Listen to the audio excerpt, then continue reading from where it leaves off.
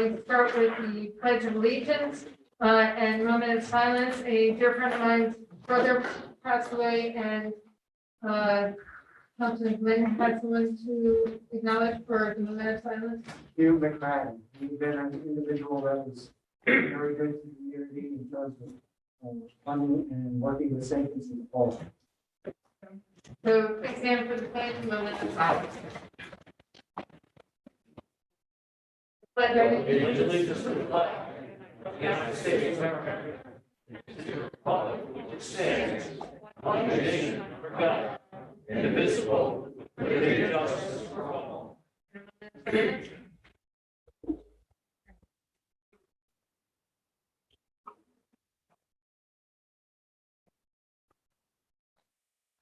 be seated.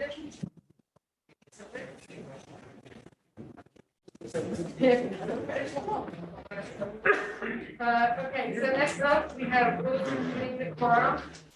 Upper Darby Township Council and residents. Oh, you're right, I'm hopping ahead. Yes, thank you. Roll call. Okay, let's give a roll call. That's a great idea. All right, rock it out. Councilwoman Phillips. Councilman Tunis, Good afternoon, everybody. Councilman Phillips here, Councilman Silver, Here. Councilman Blackwell, present, Councilman Wynn, Present. Councilman Burke, Here. Councilman Sweet, Present. Councilwoman Ferrari is excused, Councilman Barnett, Here. Councilman Wagner, Here. and Council President Wynn. Here. And also I would like to acknowledge. Thank you. I'd like to acknowledge that we also have Mayor Keffer here, solicitors Kilkenny and Richardson. We have CAO Rondioni. We have municipal clerk Cicchetti.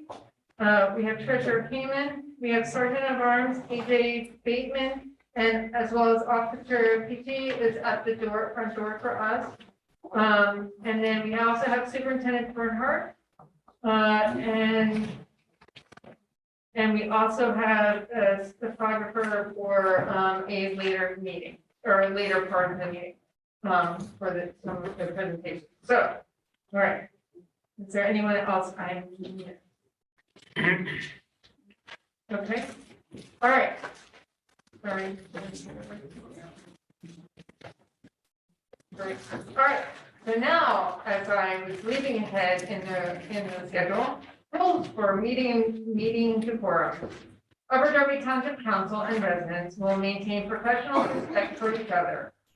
Council encourages free speech, however, civility is required, in which would prohibit threats, profanity, scandalous, impertinent, or redundant comment, or any comment the discernible purpose of which is to disrupt or prevent conduct of business of the meeting. Also, take note that if you are going to stand and do some filming, you must stand in the back of the room. We're in the filming section. Also, I'd like to ask to suspend our agenda for just a brief moment to ask Superintendent Bernhardt to come up and give us a brief report. Thank you.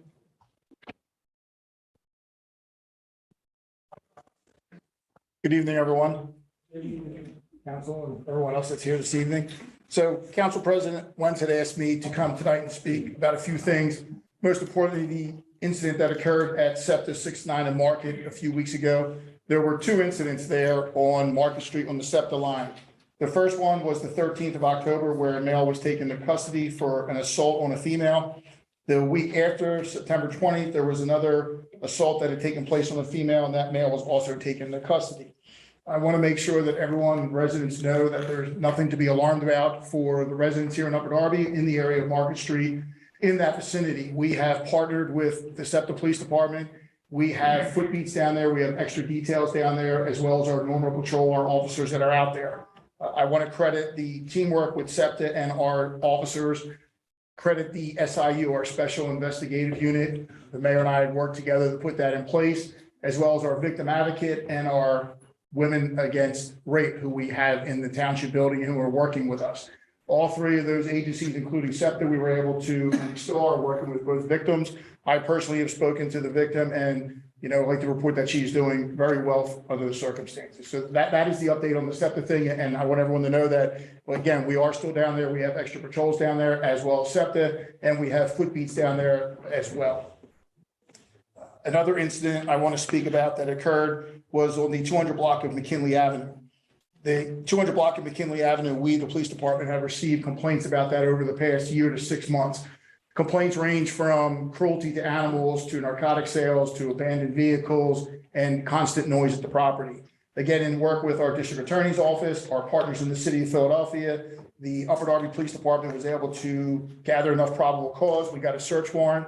Our emergency services unit, along with patrol, at the assistance of Hereford Township Police Department as well, went down there and executed the search warrant. We were able to place 4 individuals in the custody. From that location, we seized 17 handguns. 7 of those were stolen from different parts of the city of Philadelphia, as well as far as North Carolina and Virginia. We also seized in excess of $190,000 in U.S. currency, and 29 dogs were removed from the property. We are working with the Humane Society, their police end of the Humane Society, for those dogs to be treated, evaluated, and hopefully put into adoption. The dogs that we took off the property that day, there were no signs of any type of fighting or anything like that, just that they had not been cared for the way the animals should be cared for. So again, it was a huge success by the police department, the men and women there, the hard work and the teamwork with the township, the L&I and the health department with Rita LaRue. We were able to get that property in there and the inspectors and close it down. All of the individuals that were taken into custody that day are still currently incarcerated. The final thing that I wanted to speak, because I know it has come up a few times here, Councilman Bennett, I believe you had raised a question before for Township line. So the mayor had asked me to look into it, and I did. And I went back 3 years, and for 3 years on Township line, there were 81 reported accidents. 25 of those were reportable. Reportable means that a vehicle or both vehicles had to be removed by a tow truck. There were 56 non-reportable accidents. Just since the beginning of the year, the police department had 38 calls for reckless driver where citations were issued. There were 5 DUIs, 81 traffic citations were issued. 1 of those resulted in arrest. 5 warnings were issued, a stolen vehicle was recovered, and 3 deer were struck in that area. And the area that I looked at was from Township to State, where we border Springfield Township, all the way up into State Road Lansdowne Avenue and Township line. Now, since I did that study, I was able to partner with the media barracks of the state police. Their troop commander was kind enough to give us some officers where we could have some radar enforcement on there. And in September, the 15th of September, we observed 376 vehicles. 26 citations were issued. On the 22nd of September, we observed 358, 26 citations were issued. On the 29th of September, 589 vehicles were observed, 19 citations were issued. We used the Township Line Road at Arrowhead. We used Township Line at Arrowhead a second time, and then we used Township Line and Foss Avenue. In October 6th, we went back to Township and Foss. 367 vehicles were observed, 17 citations were issued. The 13th of October, we went to Westchester Pike, the 7400 block of Westchester Pike. 358 vehicles were observed, 21 citations were issued. On October 20th, we went back to Township Line. We used Pilgrim Lane. 355 vehicles were observed, 20 citations were issued. On the 26th of October, we went back to Township and Foss. 500 vehicles were observed, 24 citations were issued. So far for the month of November, on the 3rd of November, we went back to Westchester Pike. 380 vehicles were observed, 14 citations were issued. Again, this morning, we were on Westchester Pike. 397 vehicles were observed and 35 citations were issued.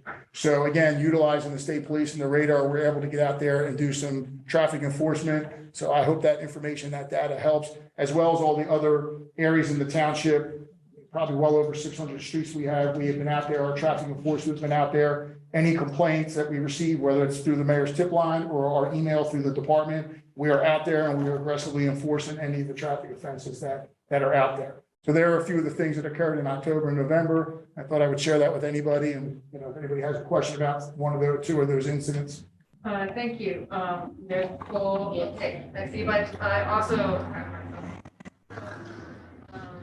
can I just want to ask, for on McKinley, I know there are a lot of cats on that property, that live on that property. Were they rescued as well? I'm not aware of any cats that were there. It was just animals at the time. Any of the cats that may have been there were not caged and were just roaming freely, so they were not taken at that time. But we are continuing to check on the property every couple of days. So if we do come across those cats also the Humane Society will be contacted. Okay, because I know, multiple council members here have, spent some time, at McKinley Park, but also, checking out that property for a variety of reasons. And there were a lot of cats there, and the concern was if there was dog fighting, they're often used for bait, so just want to make sure they're okay. But if the people aren't there anymore, if they were actually caring for the cats, then there's no one caring for those cats. So yes, we did not come across any cats. I will keep you posted if there are. And there were no indications Oh, from the time we were there of any dog fighting. okay, great. Yes. Great, thank you for that clarification. Yes. So then we're gonna go with Councilman Tunis, and then Bonnet, and then Silva. Is there anyone else I think when, okay. Go ahead, Tunis. Yeah, I just had a comment. I just wanted to applaud the Upper Darby Police Department. When I was first appointed in February of 2020, that was one of the first things residents in that neighborhood were concerned about. If you've been in that area, it's stood out there, and I was just always telling them, just be patient. They're trying to see what they can do, and for you guys to be able to do that I received a lot of messages from residents, and I just wanted to share that with you, that they were really pleased. Thank you, I appreciate that. And again, for all that are listening, any information that you have, please call us and know that we do look into it. We take everything serious. Sometimes it just takes a lot longer to be able to develop the probable cause to be able to go in there and do what we did. So thank you. Councilman Bonnet. Thank you. I just want to thank Superintendent Bernhardt. Thank you very much, in fact, for taking the initiative to work with the state police to invite them into our town. And I think it's important for the people to know that we are not permitted to have radar. Isn't that correct? Correct. I mean, it's the state legislatures have not approved us to use radar, not just Upper Darby, that is anyone but the state police. And Is that yes, correct? yes, the state police. And it's a very viable and valuable tool, and it's probably the only feasible way of enforcing traffic with our police. But I know it's a team effort. I think the people in my district certainly appreciate that. I know it's confined to the state roads. I think Superintendent, you had mentioned that this was like a 3-month program Yes, that they correct. committed to Yes. at various points throughout that. So I want to thank you very much for taking the initiative to make that arrangement. Thank you. Thank you. Thank you. And then we have Councilman Silva. Actually, that was gonna be my question is this partnership gonna continue or at the end of the 3 months, is there a way to sort of renew it? It's a common complaint I hear from a lot of residents, the issue of speeding through the township. Yes, so it is going to continue. It's been 3 months, like Councilman Bennett had mentioned, September, October, November. We will continue it. Like I said, they have a new commander at Troop Barracks and Media. Not that the other one wasn't a great guy. This guy's a great guy, very accommodating. And we're just working with our schedules between their shift schedule and ours, but it will continue, absolutely. Okay, And we will move it throughout the township. We're just prioritizing the areas where we have the most complaints or the most accidents, and that's where we're trying to focus right now. all right, thank you. Yes, absolutely. Great. And then Councilman Quinn. Yes, Superintendent, I want to know, in terms of the radar usage or laser usage, I know that you can't do it by the state, just as they said, can we get it some other fashion or some other method of monitoring the speed? So yes, the rate, like you said, and everyone mentioned tonight, the state police are the only ones that will use that, and we partner with them, so we have that. What we have here is we have painted lines in different areas in the township, and we use our aerobic and our time devices, so we're also utilizing those tools, and we're spread out throughout the township as well, utilizing that for speed enforcement. Thank you. Absolutely. One other portion of that, Yes. is there any charge that the state shares we do this? No, they are just providing the service that they provide throughout the state, and they're utilizing it here in Upper Darby Township and partnering with us. We're not being charged for it. Thank you. Absolutely. Councilman Siddiq. I think I get the answer from Bob Wayne. And the citation money goes to where? The penalty? The state or county? Well, if they request a hearing, they'll have a hearing in front of district court, and then whatever the fines are and how they're broken down. I actually don't have the actual breakdown of them, but that would go out to the county. And then there's a split, I don't know the exact split of how much that comes back to the township. Thank you. Yes, absolutely. Councilman Phillips? Sorry. So like everyone else, I just want to thank you, Nick, for protecting our township. So, you said that this was a 3-month, I don't know what you call it, study or whatever it's called, right? And you're gonna, the township and the state police are gonna continue, the partnership is gonna continue. So right now, you're just focusing on the one area that we said. What are the plans to move to other areas? One of our residents was mentioned about Long Range. What are your plans to move? Or do you have another area? So Or you want our, to get 6? our plan with the state, excuse me, our plan with the state police is to partner with them on their state highways that run through the township. An area like, if I heard you correctly, Long Lane, we, the police department, would utilize our own resources there. We would do our speed enforcement with our traffic timing devices and painting the lines and then watching the stop signs. I will say this, not to let the cat out of the bag, so to speak, but working with the mayor and our CEO, putting together like a real-time crime center type program, and one part of that will involve having reading devices and signs, you know, like you see on the roadway, the slow down, you're going too fast. We're looking to purchase a few of those and put those in areas that we get a lot of complaints on. What those will do, they will tell us how many cars actually went down the street, how many cars within an hour time frame, and they'll tell us how many of those were speeding, how many of those were above the speed limit, and what mileage they were above the speed limit. So looking forward to, we're still working on getting estimates for that, submitting that to the council, hopefully to be approved, and then those devices sometime early next year, which will help us in all of our traffic enforcement. Thank you. Thank you. Before Councilman Silva, is there anyone who hasn't spoken to Superintendent Bernhardt and would like to speak? Seeing none, Councilman Silva. Okay, no, I just wanted to say, again, thank you for the device, like that you mentioned, the 3800 block of James. The residents there are absolutely enamored with it. I'm hoping that it's been effective, but it's good. I know when you turn off Vermont to immediately recognize this is your speed, like you should slow down, there's children. I hope everyone takes that to heart. I think generally I've heard a lot less, you know, NASCAR that racing down the block. So I hope that's part of the call, but thank you. Absolutely. Thank you. I appreciate it. And so to speak to that sign that's up there, this would be a larger version on a mobile trailer that we'd be able to take from spot to spot. That would be like that device, only would be recording and counting all the cars that go by. So, all right. So I just wanted to thank you so much for coming out this evening and giving us this report on the really important issues in our township. We greatly appreciate you and everything that our officers are doing. Thank you. And thank you for all your support, everyone. Thank you. Really appreciate it.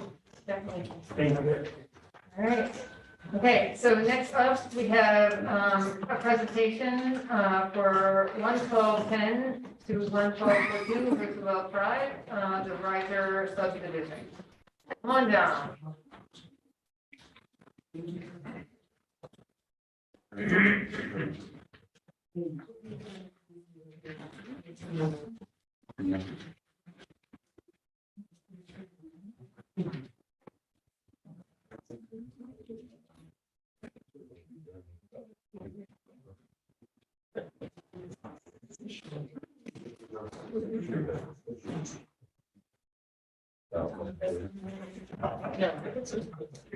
Good evening, thank you.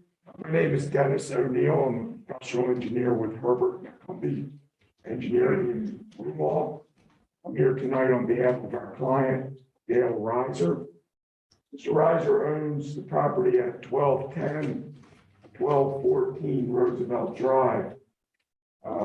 It is along the southwesterly side of Roosevelt. It's approximately 800 feet south of Township Line Road. Site is zoned R3. It's currently one parcel that is 75 feet by 100. And Mr. Reiser would like to subdivide the property into 2 lots, 37.5 by 100. The site contained a 1-story masonry warehouse building, warehouse storage building. which has since been removed. The site is restored to grass at the time. He's proposing to build 2 single-family semi-detached homes. They are a twin-style home with a common wall. The plan as proposed complies with all of the zoning. There's no variances that are being asked for. We're only asking for 1 minor waiver, which the subdivision land development ordinance requires that plans be drawn at 1 inch equals 50 scale. Because of the size, we're at 1 inch equals 10, so that the plan is a little better to read. Very minor waiver.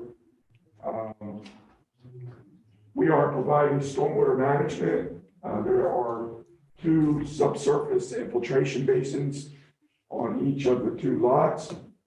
They will collect the roof drains and the driveway. All of the stormwater requirements for infiltration, water quality, and peak rate control are being met through those devices. We will control stormwater off of the site up to and including the 100-year storm.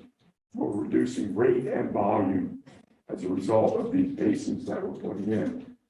The houses are currently shown at about 900 square feet footprint, 900 to 1,000.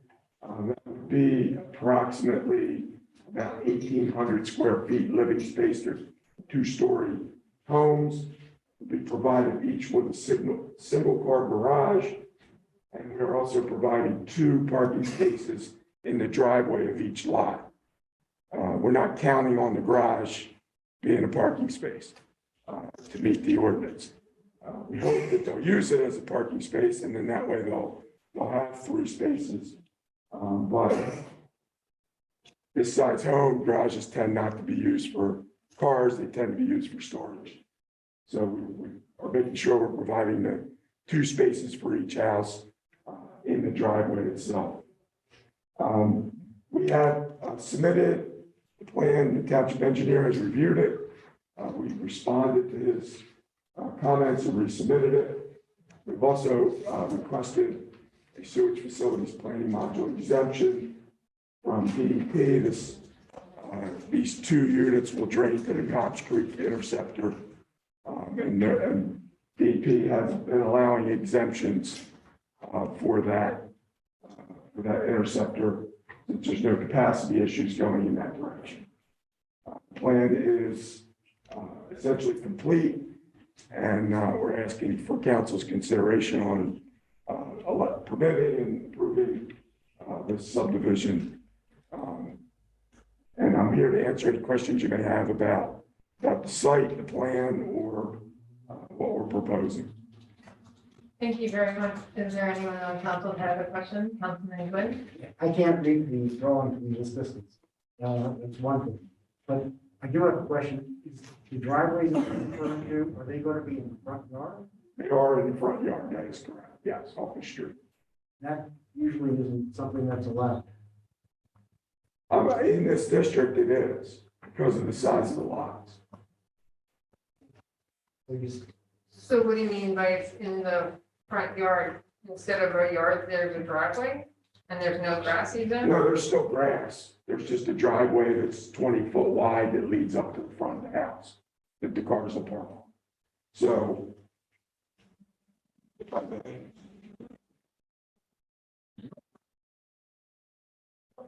the hatch gray area is the driveway. That's a good question. Everything on either side of it is grass. So there is front yards, we're actually providing street trees as part of the plan.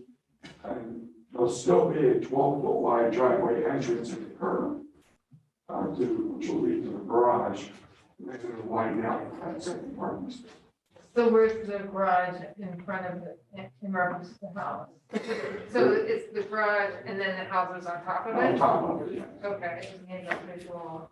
Yeah. So the basement level of the house is partially garage, partially basement. Gotcha. Okay. Thank you. Councilman, Two notes, yes, thank you. Council President, we're not like voting on. We are not voting on it this evening, it's just a presentation for us. Would you be comfortable, sending us or providing pictures of the property? Yes. Because I think it'll be a little bit helpful in the job. That'd be an electronic copy? Yeah. Councilman Rosner? Number one, I think Mr. Tunis has a great idea there, so I look forward to seeing those pictures too. My question is this, sir, are you or the owner aware of any opposition by neighbors, community groups, anything like that? We are not, we were at, Contacted you or anything like no that? one's contacted us. As a matter of fact, we were at the site, last Thursday and Friday doing infiltration testing. There was equipment there, men all day, and no one approached them with any issues or complaints or questions. Why don't you tell us what immediately surrounds this property and what's right across the street from it? Homes similar to what it is. It's a residential street. Okay, thank you. Councilman Bennett? Thank you. What is the zoning district this is in? It's R3. R3, okay. And what council district is it in? I'm not aware of which one. Yeah, I just, I'm sorry? it's, I believe it's in the third council district. Third district. Yeah. Okay. All right. Would you again review the exceptions that you're looking for? One waiver. Waiver, I'm sorry. And that waiver is the subdivision and land development ordinance requires the plans to be drawn at 1 inch equals 50 foot. We're asking to be able to submit the plans and record them at 1 inch equals 10 feet. And just for council, that's actually a benefit. Yeah, it's a You would larger win- plan, That would be about the size of his thumb if you. Yes. Do it the other way. yeah, so But- you're just looking to increase the scale so it's easier to read. Yeah. I do think too, that if we could hear from the township engineer, his opinion, I think that would be helpful. And if in fact this complies with all of our township regulations, and as he suggests, this waiver is sort of de minimis, I think we have an obligation to approve this. Yeah, at the moment, the waiver's not before us physically, I agree. but we will, I agree. I believe, Right. it was just so that we had a presentation and information about it. Councilman, I see your hand, I also have Councilman Burke on with you. Councilman Bennett, do you have anything else? No, I just would like to hear from the Yep. engineer. I'll ask for him in a moment. Thank you, President. Councilman Burke? The site, what's on it now and what is it being used for? It's vacant at this time. There's nothing there. There was a small storage building that was owned by a sporting association. So this is the building that was rented by the Raiders, Yes, I believe so. by the wrestling Raiders and the football Raiders. Okay, that's what I thought it was. Thank you. So is the building still there? No, the building has been torn down. It's been for- Okay, Site is vacant. okay. Okay, Councilman Silva? Sure, are the other houses in that area, are they twins generally or rows on Roosevelt? There's a mix of both. I think the ones on either side are multiple dwellings connected. I think there's a couple of twins across the street. Okay. Okay, is, Mr. Galante here? Yes. Thank right you, here. so I'm. Good evening. The Yeah, we reviewed the plan. I think Dennis, presented it pretty good. He talked about the existing site, which contains a dilapidated garage, which they actually removed. A lot of the houses on that block are actually twin homes, semi-detached, single family. We didn't really see anything major issues with the plan. We generated a comment letter and, we don't, it meets the requirements of the ordinance. Okay, great, thank you. Thanks. Thank you. So, will we have the, whatever, you need for this, for the next? Yeah, we'll get together a resolution for the next. Okay, great, great. Are there any other questions or concerns on this, Frank? I do have one. Councilman Bennett? Are there any public improvements associated with this? No public. Thank you. Okay, anyone else? Great, seeing none, thank you so much for your presentation. Is it possible to, well, yeah. So if you can send us, a digital version of your plan so that we can look at it, that would be great. Should I send that through the engineer or? You can send it to Galante and he'll get it to the rest of us. I have it, I can forward it to him. Oh, great, he has it, so, and then if you can also send us some photos, I will get it. that would also, and send it to Mr. Galante and he will get it to us. Okay, thank you very much. Madam Clerk, can I make one more comment, please? Sure. I think it would be beneficial on any proposed land development that for the benefit of this council, that we require the applicant to submit electronic copies of the drawings such that they can be very easily distributed among us. So we can come into these meetings with perhaps pre-formed questions, having had the opportunity to look at the plans. And again, it's a very easy process. They're developed, they're all developed on CAD systems, usually, I suppose that is as well. Yes, and they've been submitted to the engineer electronically. Exactly, so they're already submitted electronically, so it'll be a very easy thing for, Okay, to be accomplished, to distribute it to all of us. sure. So basically a request from council to get the plans for any, type of land development or anything of the type that Yes. comes to council, that part, when we get the resolutions and ordinances, that we also get those plans with That'd be it, great, right? thank you. Okay, great. I think we can make that happen, right? Yes. Name of the company? Sorry, what's the name of your company, sir? I'm sorry, it's Herbert E. Maccombie, MACCOMBIE, Junior PE.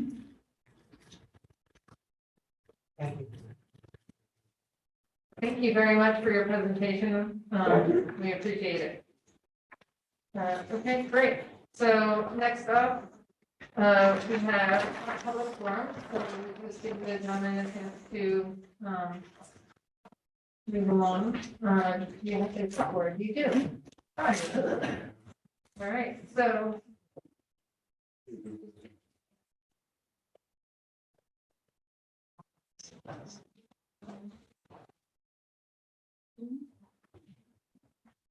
Okay, so we're gonna move on to public forum, and Councilwoman Phillips and myself will both have timers. Councilwoman Phillips will read out who's speaking. Okay? Thank you. First is, I'm so sorry, I cannot read your name, but it's at 7238 Glenwood. Oh, that's Sheila? Okay. Thank you. Get our timer rolling. Sheila Wright, 7238 Glenthorne Road, And Joe? Upper Darby. It's only 3 minutes, right? Yep. Okay. Well, I just like to start out with this because I'm thinking way back, and maybe some of you all can relate to this. I'm thinking about the late John Fitzgerald Kennedy. He said, "Ask not what your country can do for you, but what you could do for your country." And right now, I would like to say, I'm not gonna ask what Upper Darby can do in council, each one that's here representing, but what we all can do for Upper Darby. And one thing that I had decided on is where I live, the dirt, the trash, drug trafficking, even in a lot of the, I don't want to name and blame, but a lot of the stores, they have their way of pushing drugs to the young people. I don't know too much about marijuana, but it's other drugs that they can go into the poppy stores and every other kind of store, the vapes, and get what they want. Well, what I decided to do is where I live, the dirty streets and all, I promise to empower and train every young person 18 and above, living in a safe and enjoyable, living a safe, enjoyable life. The first step is to encourage them to sign up at the Election Academy is the first step, 60 to 90 days. meaning I'm campaigning for a training for the young ones that are coming up so they won't get caught in the web. This is where I live. And I'm in the process. I was gonna move out of Upper Darby, but I ain't going nowhere. My godmother told me, she said, you don't let the devil run you, you run the devil. So I'm gonna stay here. I'm gonna work as hard as I possibly can. I'm not political, I'm not into anything, but I'm going to work. Because what happens when some people get elected, they forget to work.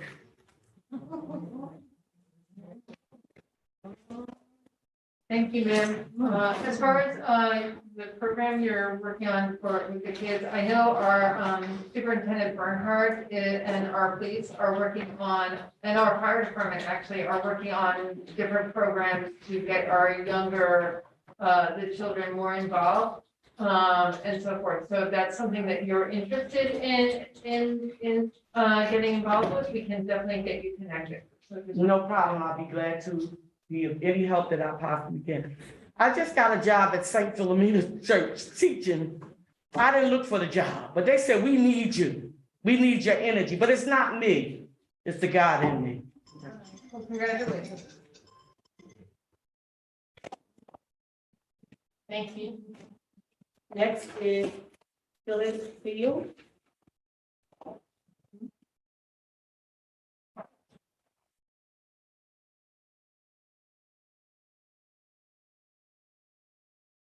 State your name and your address, and then we'll start our time.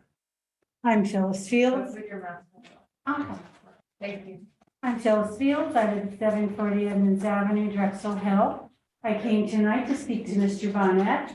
Mr. Bonnet will soon be leaving here. He served here many years. He's always been considered a pillar of the community here and at St. Dot's and the Aronimick Pool. Unfortunately, he hasn't been much of a pillar. And I want you to know that I'm not going to go behind your back and talk about you. I'm going to tell you to your face. You are a shameful person. And you have hurt a lot of people. And I have the right to say this, and don't you dare. I want you to know that you may seem like a pillar to people, but I think of you without the people over you. Thank you. Ms. Fields? May I have a response to that? No, there's no response. But I 3 minutes. Sure. Councilman Bonnet. Thank you, President. I'm astonished, I guess, at that because I know I, Respond. It was my 3 minutes. You don't respond to anybody. This is not a response. I didn't. Ms. Fields, please stop talking from the audience. I've actually helped Mrs. Fields and her neighbors some years back. And probably, I'm going to say 5, 6 years ago, when they came to me about some of the antennas that were being put up in their neighborhood. And I thought they were very satisfied with that, with the reaction that they got from me.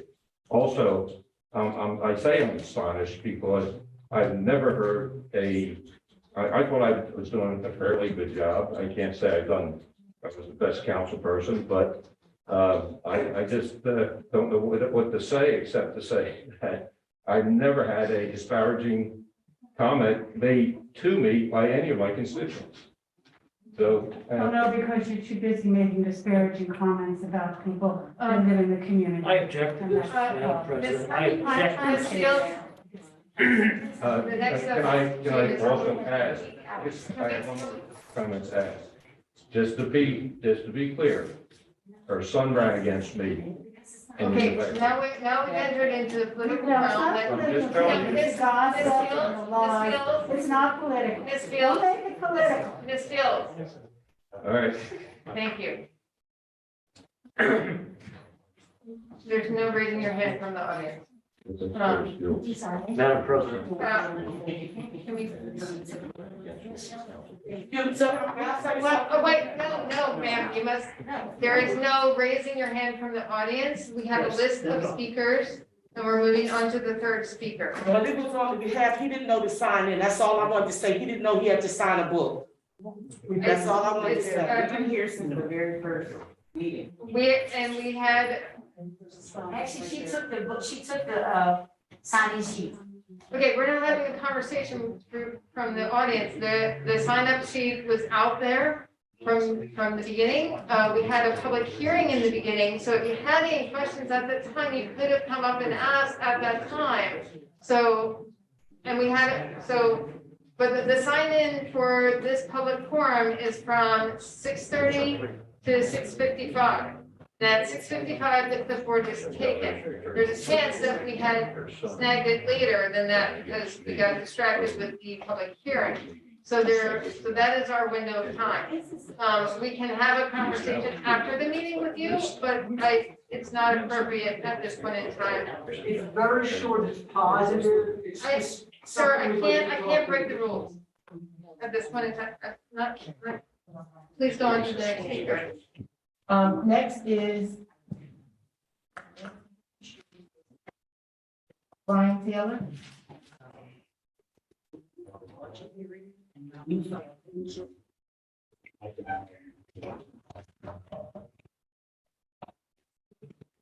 Good afternoon, good evening, Council. Brian Sharif Taylor, U.S. Army, retired. My address is 7258 Lamport Road. Has my time started? Yep. Okay, we have had several discussions dealing with raising the POW flag or actually having some type of memorabilia either within the county.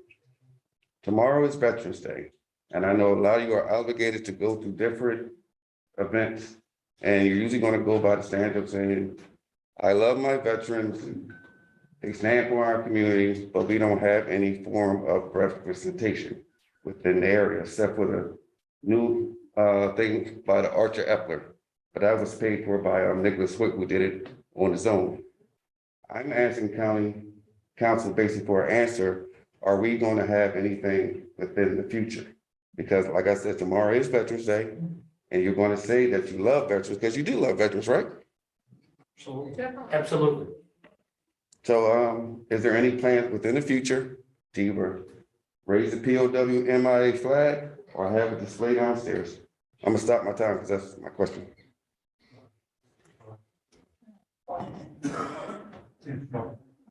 Yes. So the flag is currently flying over the building and will fly over the building tomorrow in honor of Veterans Day. Okay, sorry.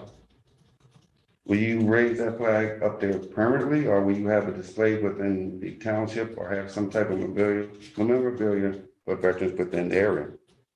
As a result of the ongoing dialogue and conversations with Councilman Burke and other members of the public, et cetera, we decided to fly the flag on the 6 designated holidays by the Department of Justice for the POW MIA flag, of which Veterans Day is one. As far as other events or celebrations or remembrances, we did participate in the heroes banners that we referenced, and I'm sure there will be other plans and events, but I don't have them at this time. Now, you guys do realize within this county, Upper Darby has probably the most poorest representation as far as that dealing with veterans. Does each council member know what I'm talking about? Because if you go to somewhere different within the township, there is more of a display. And it's not me being nasty, it's just me being direct, because we have had this conversation more than once. Does anyone have a personal opinion or something that they want to say? Because like I said, tomorrow is Veterans Day. And I will see a lot of you guys out and about, and you will do presentations saying that you love veterans. But I want to hear something personally for someone, if someone is honored to say something. Councilman Bennett. Thank you. Mr. Taylor, I certainly thank you for your service. I too am a veteran, and I served in the United States Navy, and I support what you're saying. I think we should be flying the veterans flag and the anything, and we should be doing many things to support veterans that have served. I believe there's a program to post, and I'm not involved with it, but to post recognition of veterans who have lost their lives. Many communities do that, and I think there's something underway in Upper Darby to promote that as well. I don't know if you're familiar with that or not. Yes, I am. Okay, good, thank you. Anybody else? Councilman Reichner? I just wanted to say that I too think the flag should be flown, and I think this entire council supports veterans and the tremendous importance that they have to our community and to the country. And I really do hope, as Mr. Bonnet just said, that we will fly that flag and do it proudly and do it consistently. Any of the council member? Thank you, President. Thank you, Mr. Taylor. As CEO Rangione spoke, that we have had conversations, and he said he would fly it on the 6th, state holidays, but we also need to go back to a conversation that we would like to talk about some other times, but we just haven't gotten there. So it's an open conversation that myself and CEO Rangione had, so we just called it a healthy conversation. We just haven't gotten back to it. I believe that's all, correct? Any other council members? Councilman Wayne and Lewis? I just want to say that I do support veterans and look forward to veterans in the future. Well, anyone from the council is also invited to the Freedom Medal Dinner that's being held by the Delaware County Veteran Memorial. It's a way to embrace things, and maybe you can actually see it from a different view or perspective. I am at 2:25. I want to pause again, and this is my last question. As we all know, the election was last week, and there were pictures of Mr. Alberts touching literature. There's nobody else that's going to stand up for myself but my own self. And I want to be fair to everybody. I'm sorry, It's what messy. happens on election day is not. Is he not a township official? It's not a council issue as far as the council does not run election day. County council and the election bureau runs election day, but not this township council. Thank you for the answer. So on that clarity, it's not appropriate for this council. And can I ask one last question? I've kind of noticed, like, knowing everything that's going on. Why she just sitting there reading a book? She actually is here for a specific job. Relax. She's not I'm just having a conversation. She's not a township employee. She's here on behalf of the liquor license transfer, and she's a court reporter. All right, so everybody have a good night. So, Mr. Taylor, I just want to say that, I appreciate veterans, you know, my uncle was one, he was very close to me. He died last year, I went to his funeral, he was, it was very somber, you know, to see the flag, and then have it given to my aunt.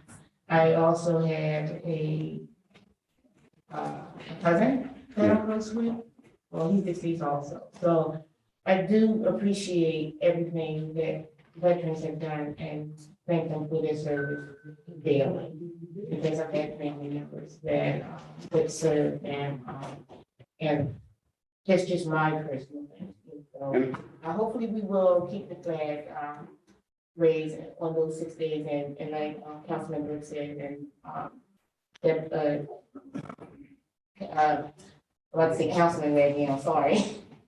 CAO, you know, they have a healthy conversation about when the flags will be raised and on what date. So just want to say thank you and appreciate you for everything that you have done protecting them. And the only reason that I bring it up, I know I'm past my time, but veteran suicide is up, and also within the public suicide is up. So it's a lot of things that got to change. That we all work for the community, right? Thank you. Have a blessing. Thank you. Thank you. All right. So next up, we have the Honorable Mayor Barbara Tucker.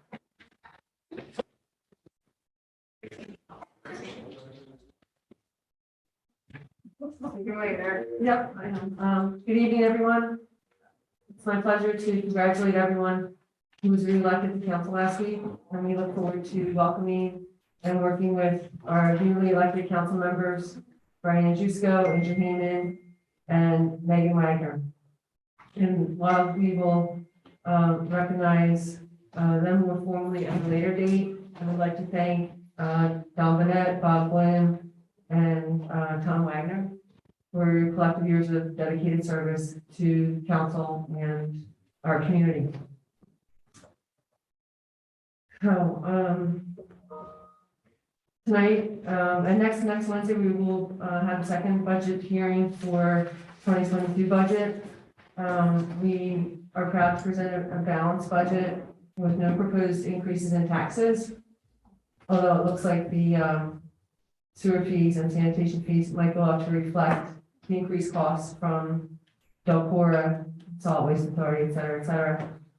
At the last council meeting, CAO Vincent Rancioni and Deputy CAO Allison Dobbins presented the preliminary 2022 budget. And right before this meeting, we held first of two public budget hearings, and which they can be viewed on our YouTube channel. The second budget hearing is next Wednesday, starts at 6 o'clock. We value and we want to hear residents' opinions and councils regarding this budget, which reflects our commitment to reinvestment, revitalization, and reform here in Upper Darby. And I have two proclamations to present tonight. The first is in honor of the Native American Heritage Month, which began November 1st. Whereas Native American Heritage Month is celebrated every year to recognize the importance of Native American cultures, contributions, histories, traditions, and art.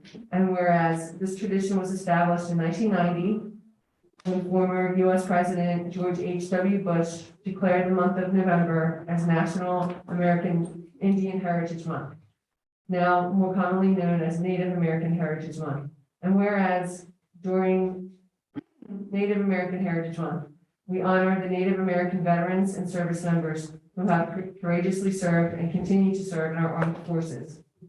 And whereas the history of Upper Darby has been significantly influenced by Native Americans, especially the Lenape tribe, whose people cared for the land surrounding the Delaware River, including this area, for more than 10,000 years. And whereas in celebration of Native American Heritage Month, we encourage everyone to recognize the accomplishments and contributions that Native Americans have made to our society, and we are grateful to the local organizations who work with and in support of the Native American community. Now therefore, I, Barbara Ann Kepper, Mayor of Upper Darby Township, along with Township Council, do hereby proclaim the month of November 2021 as Native American Heritage Month in Upper Darby, and encourage the entire community to participate in its observance. The second proclamation this evening is in recognition of Veterans Day, which will be observed tomorrow. Whereas on November 11th of each year, we come together as a community and as a nation to observe Veterans Day and to pay tribute to the service of the brave individuals who have defended our country in times of conflict and peace. Whereas the theme for Veterans Day 2021 is honoring all who serve. All veterans make a sacrifice to serve their country, whether physically, emotionally, or by being away from their loved ones and missing important life's moments.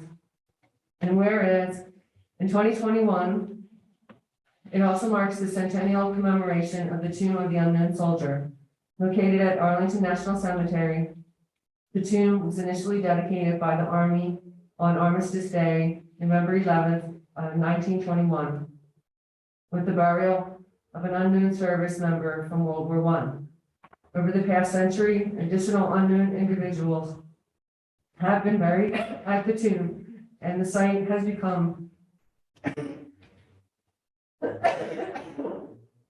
excuse me.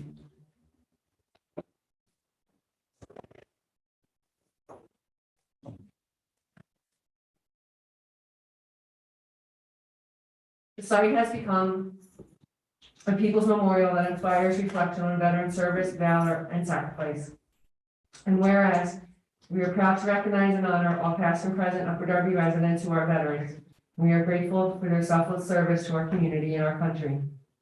We also appreciate the veterans organizations that are here in Upper Darby, including the American Legion Post 214, the Archer Epler VFW Post 979, and the Marine Corps Lake 884 Upper Darby Detachment. Now therefore, I, Barbara Ann Keffer, Mayor of Upper Darby, along with Township Council, do hereby proclaim November 11th, 2021 as Veterans Day in Upper Darby and encourage the entire community to recognize and participate in its observance. Thank you and have a good evening. Thank you. And then also for my report this evening, I just wanted to thank everyone who attended a variety of events in our township. There were cleanups, trunk or treat, the domestic violence awareness vigil with Dr. Coles, Enough is Enough rally, which was at SEPTA, as Superintendent Bernhardt reported on what was happening with that attempt to break, Archer Epler, VFW, and American Legion Post 979 is hosting a Veterans Day observance tomorrow, November 11th at 7:30. I know we originally got a press release that said 7 p.m. They shifted it to 7:30. So if you can attend, please do so. And if you participated on putting the flags replacing flags in the cemetery before Memorial Day in May, those who participated in that will also be getting certificates from the post thanking your participation. And I just wanted to thank everyone who is constantly coming out and helping our community, whether it's picking up trash or picking up leaves or just, helping a neighbor out just in a tough spot. So I just want to thank everyone for taking the approach of it takes a village for us all to succeed. So I just want to thank you. And for all the council members who are constantly going to different events and the mayor and so forth. We can't all attend the same event at any point in time, but it's great to see different council members at different events. And if you do, as council members, have any events coming up, please make sure you share it with me and I will make sure it gets shared on our township council page. And if you are at an event, please take photos so that I can also share it to acknowledge, across the board. So trying to share that with you. So next up, we have the committee reports. Planning, Zoning, and Building Code Committee, co-chairs Robert Gwynn Jr. and Michelle Phillips, members Barnett and Tunis Jr. We have a public hearing for resolution 5321. Solicitors, please take it away. Thank you very much, President Wentz and Council. This should be an item that's very familiar to you. Last month, you had a presentation from Mr. McCreesh related to public hearing for the transfer of a liquor license for 48 Garrett Road Cafe and Restaurant, and it was an intermunicipal transfer. You also have a resolution that's before you. I'm going to mark a copy of T1 Township 1, a copy of the advertisement for this public hearing, and I'd like to turn it over to Mr. McCreesh to make a brief presentation and see if the council has any questions before perhaps a motion, a second, and action on resolution 5320. Great, thank you. Please take it away. Yes, Madam Mayor and Madam Council President and members of council, ladies and gentlemen. I have with me here tonight Marlene Onwubico. She is the wife of Innocent, who you heard last month, I'm sorry. And she was here to answer any questions you may have of her and to reiterate the testimony that her husband gave. Basically, as you know, Innocent and his wife already have a restaurant at 48 Garrett Road. And now they're moving down to 40 to open another one. And they need another liquor license because of that. This new restaurant is going to be decorated similar, but more upscale, the menu more upscale.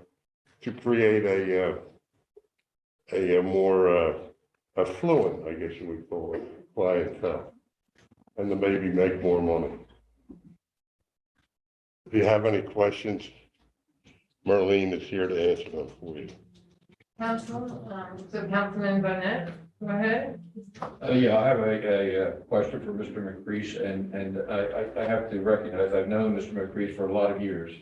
And I think he is a leader among his peers in his profession, representing restaurant and bar owners, and I think he is certainly well prepared and expert at doing so.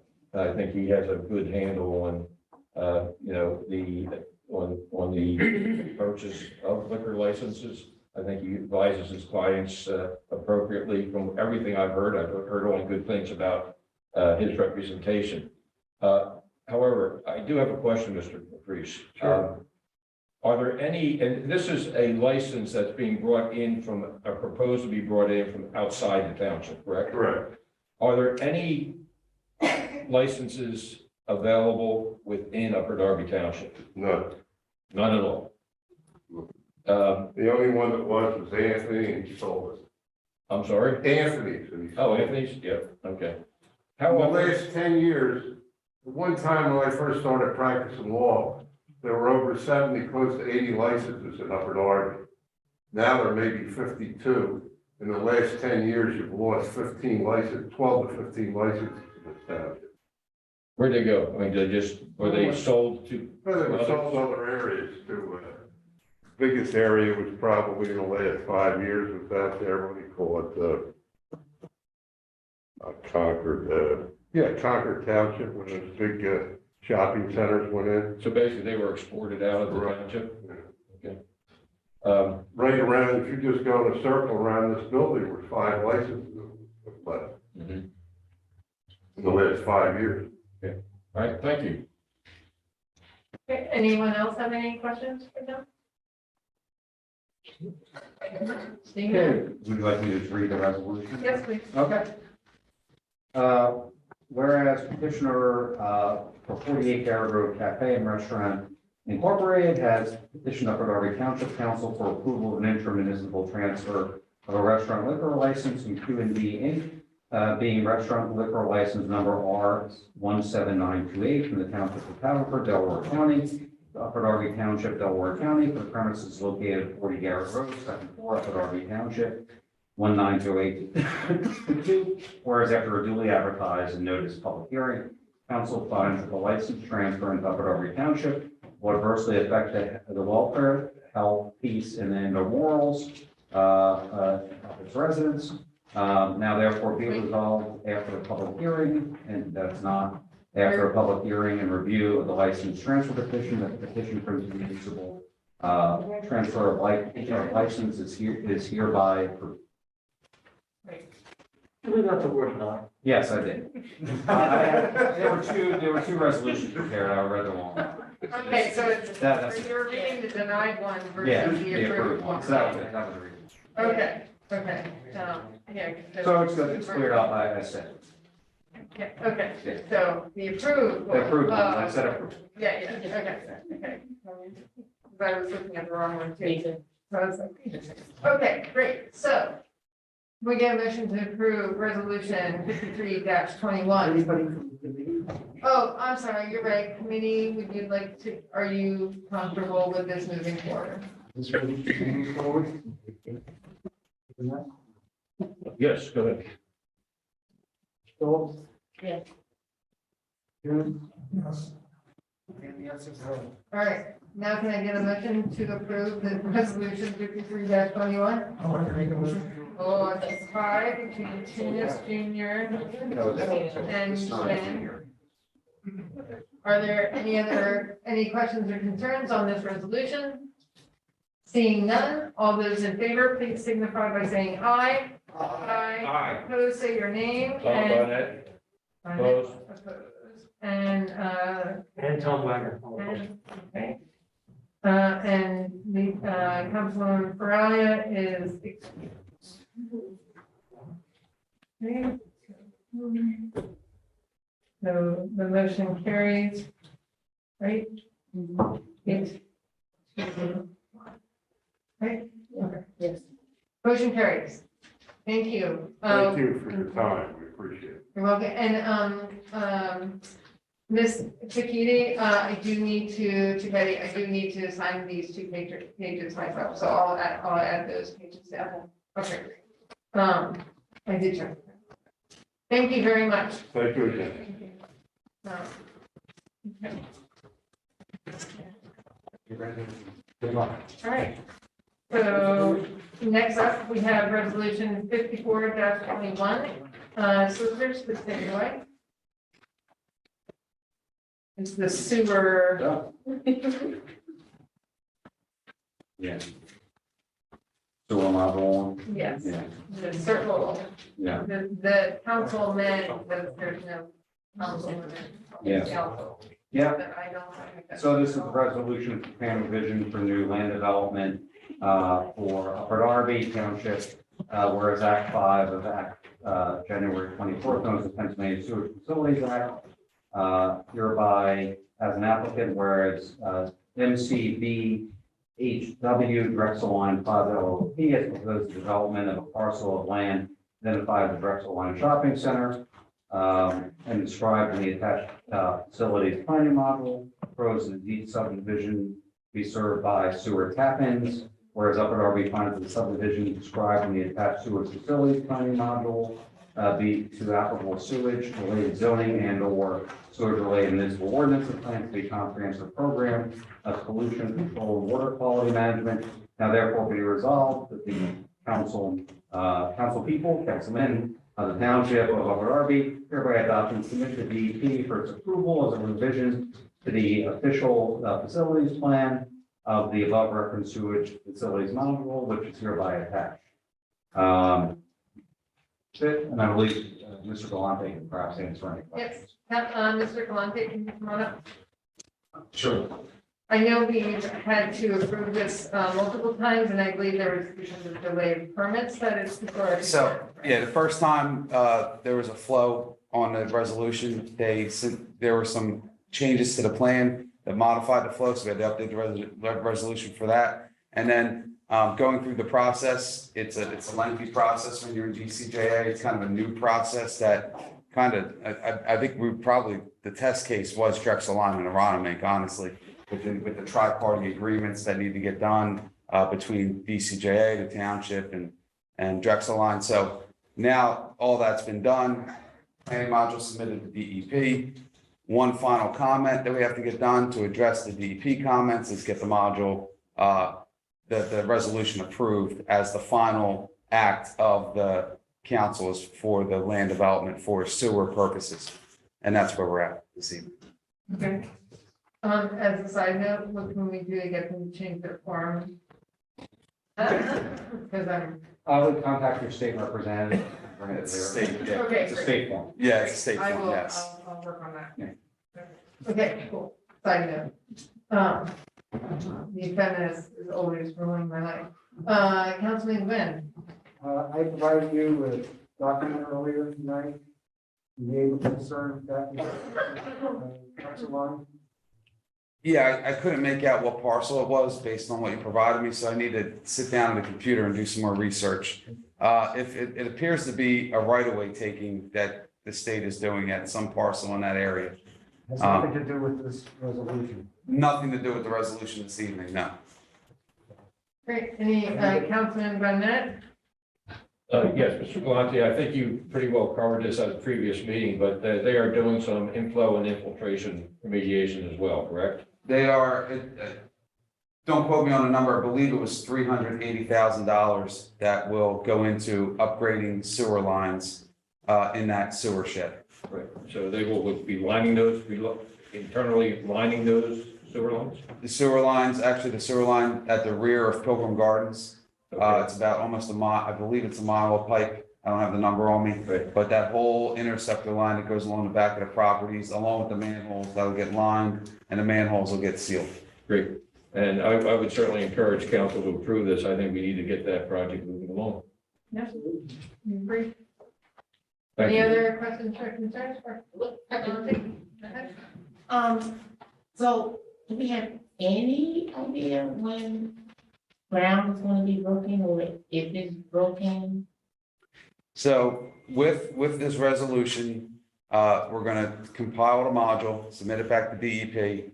DEP has gotten letters from DCJA saying capacity is available. That's one of the big pieces. The other piece was also the PADEP permits, which are tied to the FEMA approval. The FEMA approval, we've went through multiple iterations with FEMA, worked with the neighboring municipalities. That's on its last stage of approval. So we would anticipate groundbreaking as soon as these permits are done, which should happen in very near future. I don't have an exact date though.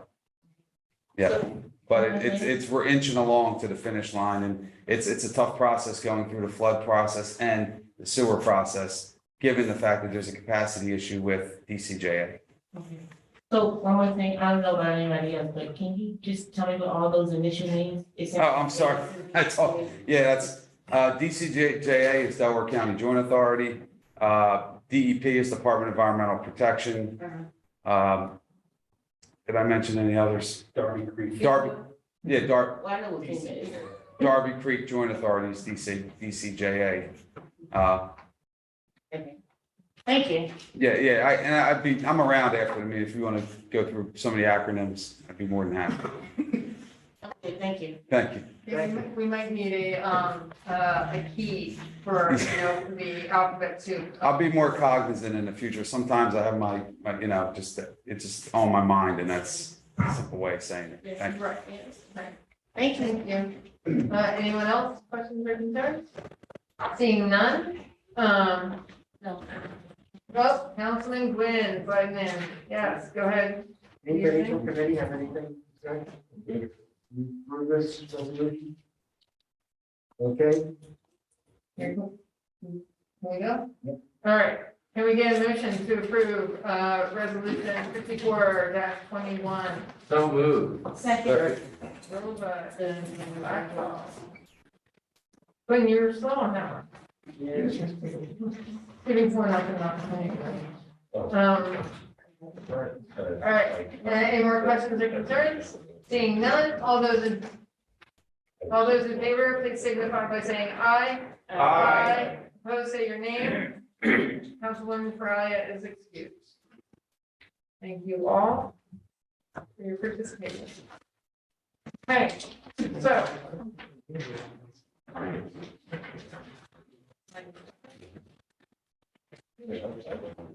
right, so next up, we have an introduction to ordinance number 3106. Solicitors, take it away.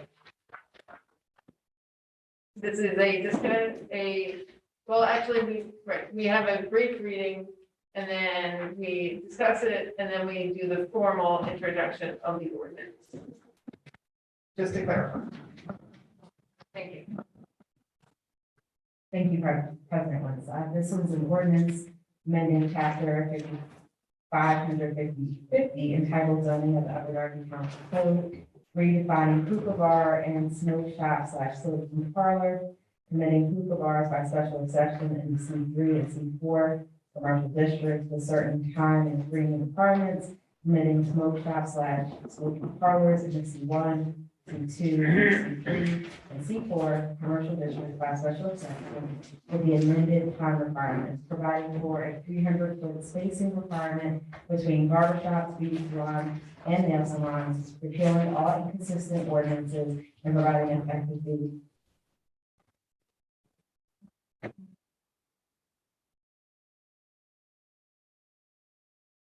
So the first section is conditions for barbershops and beauty salons, and nail salons, providing that there is a distance of 300 feet between such all uses, and providing for the use in C1, C2, C3, and C4.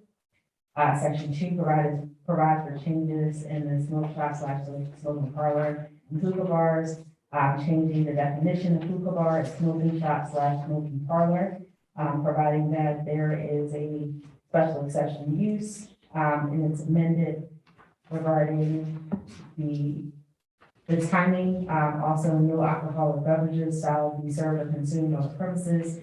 And within, if the parcel is within 300 feet of residential zone property or institutional use, it must use a planted buffer or privacy fence between. Also, in terms of this, it provides for the same uses in C2, C3, C4. It changes the definition for hookah bar in C3. And there's also a special exception used for C4, which is the commercial industrial district. And then finally, there is a repealer, revision, severability, and an effective date. So it's the summer. Great, thank you. Councilman Quinn, did you want to, or are there any questions or concerns on this ordinance? Councilman Tunis.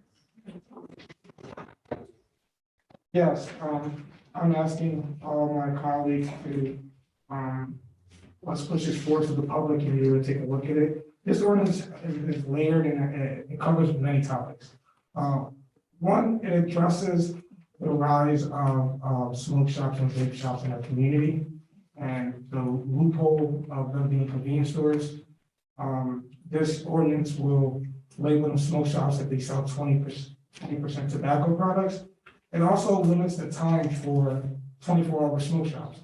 In this ordinance, it will have to close at 9 and reopen the following day, I believe at 10 a.m. It also addresses business, competitive business, right?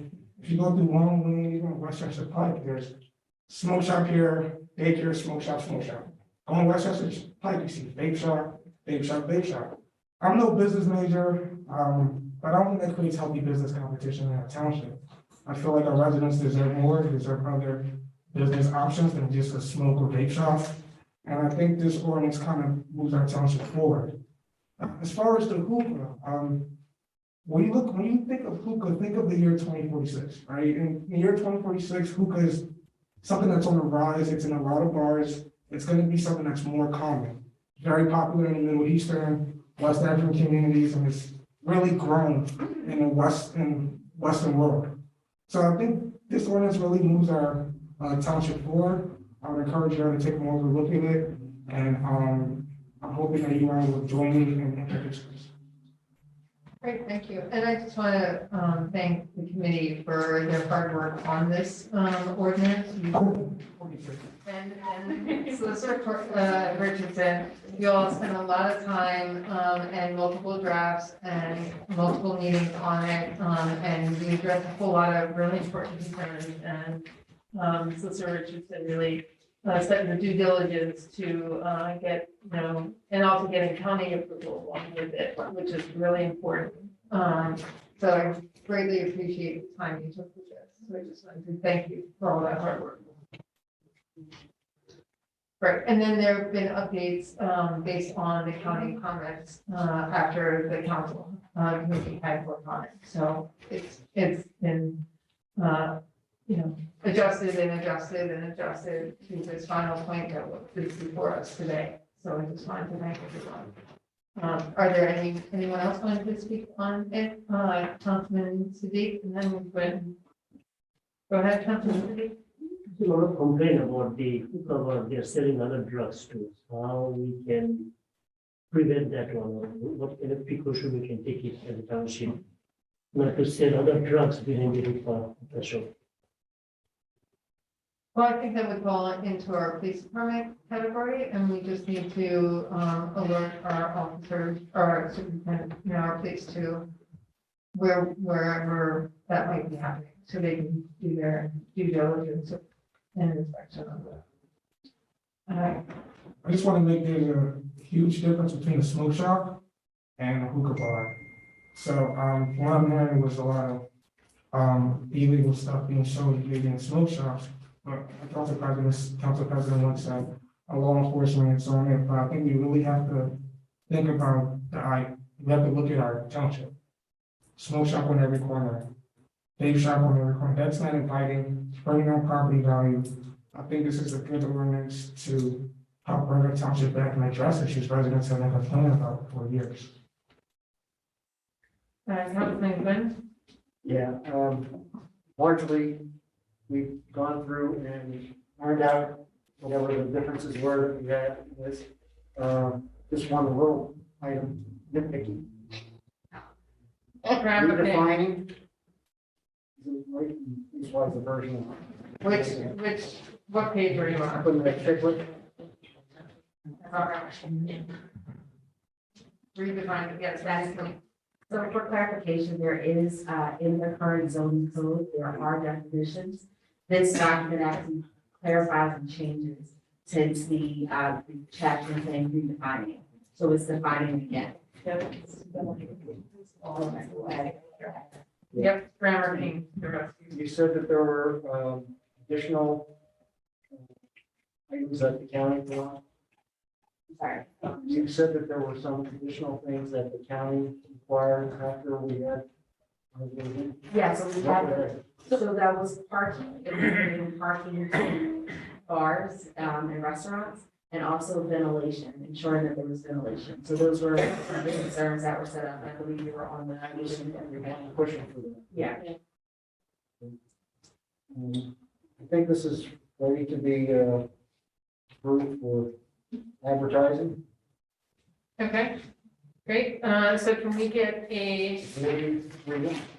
Yeah, can I have this on? Sorry, I have Councilman Silva. just one other question. Go ahead. Thank you.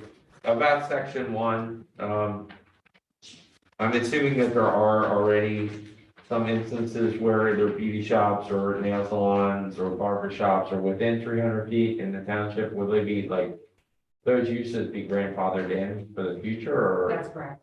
So Okay. anything that's existing currently will continue to exist, but anything moving forward will have to go through these regulations.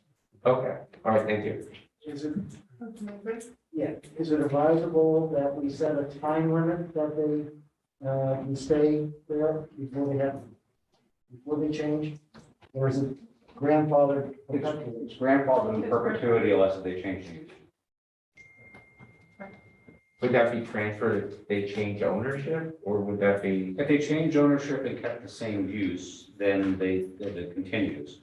The key would be if the use changes, Okay. if the use is abandoned. Okay, anyone else? Okay, seeing none. Can we get a motion to introduce and advertise ordinance 3106? I'd like to make a motion. Quinn and Phillips? Any questions or concerns on introduction and advertising? Seeing none, let's do roll call. Councilman Simmons, Oh, sorry. Councilman Simmons, Yes. Councilman Phillips is a yes, Councilman Silva, Yes. Councilman Redmond. Yes. Councilman Gwen, Yes. Councilman Burke, Yes. Councilman Fitty, Yes. Councilwoman Ferrari is excused, Councilman Barnett, Yes. Councilman Wagner, Yes. and Council President. Yes. Great. So this will be advertised. Does it need special advertising? Would it need special advertising? Because it's a zoning ordinance, it'll need to be advertised twice. Okay. So it'll. So Courtney will work with Alexis and get you a date based on that advertising time. It may not be the next meeting, it may Might be a in little. December, Yeah. because we have 3 meetings in December, so Yeah. we have 3 options there. Okay, great. And it gets sent to the law library. It does, there's some different procedures. Okay. And there has to be, this is zoning change to be hearing before the actual adoption, all that. Okay, thank you for that clarification. Just so that council members are surprised if it's not on the next agenda. You know why, and the public as well. Okay, great. Councilman, Green, would you like to continue your committee's report? Yes, the first. Okay. Anybody from the committee have anything additional they want to bring up? I do. I don't know if anyone can answer this question. So, a resident reached out to me and was asking about, zoning. and, because it's a residential area and she believes that this person has a hair salon in their house. In the basement. So what information can I give to her about that? Because it's a residential area and she didn't ask for any zoning. She's doing it illegally, I guess. With the hair salon in her house. So there's something. Yeah, I mean, then that's the legal use. If they have documentation of the stuff, they should report back to the administration, the zoning officer, can do an investigation. Okay. Alright. And if there is a violation, then there will be a notice of violation under the zoning ordinance for an illegal use. Okay. But I do want to say in some, residential areas, there are some small businesses that are in basements or that, and in some cases they were there long before the zoning. Well, and then that would be the case, same as, just we heard about the hookah lounges. It could be a pre-existing non-conforming use. But what would have to happen is the zoning officer would have to look at the zoning file and find out if that was in fact right. So, and if that information, I'm sorry, so if that information wasn't there, you know, like if some, I'm gonna use me as an example, so, you know, I opened up before all this zoning, and I opened up a illegal, I don't know, call it illegal, but I opened up a hair shop in my basement. And, You don't get their approval. and I don't get their approval, because there's nothing on record, so I will have to close it down. Yeah. Okay. Okay, Great. thank you. Anybody in council wish to bring anything before this forum? Seeing none, hearing none. Anybody in the administration? Oh, wait, I'm sorry, I have one more question. One more question. Almost happened. It's almost there. So, another thing about, because we all know that Upper Darby is really diverse, and it's different languages, it's different cultures and all that. So, there's been some complaints about people having, many relatives, but some of them might not be relatives, living in their home. So as a, Multi-generations in the same household. yeah, but not everyone, you know. So would that same thing apply if someone says, hey, you know what, it's multi-generational people living here, but that's not always the case. So I'm using my home as a rental, but don't have support, don't have permission for that. So that would work the same way as if someone comes out and say, hey, you have all these people living here and you're charging rent. So would that work the same way? It's gonna be, if they're charging rent, for their own personal home, I would just encourage them to report it to the township and zoning officer as an issue, and then we'll look at each case individually, so. Yeah, but we also have to be careful because a lot of people, especially with COVID, because of the inability to work, or whatever, whatever the reasons, a lot of people ended up moving home. Yeah. So there are multiple generations in a household, but that doesn't mean there's anything wrong with it. It just means there's multiple generations in a household. And I understand that, but that's not what I'm saying. No, I understand. I'm just saying that I have heard similar complaints Yeah. about multiple generations living in a household. There's nothing stopping multiple generations from living in a household. No. And sometimes it's directed at, certain immigrants, that are living in that situation, and it's more of a discrimination versus acknowledging the fact that, not everyone can afford to live alone. And so, I just hope that, yes, if you're charging rent, you need to get a permit from the township to charge rent, right? But if you have, multiple generations in your household, and you're not charging rent, then just, that's the way it is. Yeah, So- and I'm not saying anything about that because I know that to be true. I'm just saying that there are some, it may be minor, but there are some instances where, people are charging rent and it's not multi-generational. It's, you know what, I have a room for rent. You want to live here? Sure, okay, come on in. Right. So that's what I'm saying. We do also have situations where you have more people living in a house than are allowed to be living in which is another aspect of it. But again, this is something where we present the item to the administration, to the L9 department. Let them For the have a request line? decision. Yeah. And that's all I have. Okay, Okay, you all good now? we're good. On it. All right. Okay, so next up, we have the Finance and Appropriations Committee, co-chairs Quinn Jr. and Silva, members Blackwell and. Okay, anybody from the committee have anything to present for this body? Wish to discuss it? Anybody from council wish to discuss anything?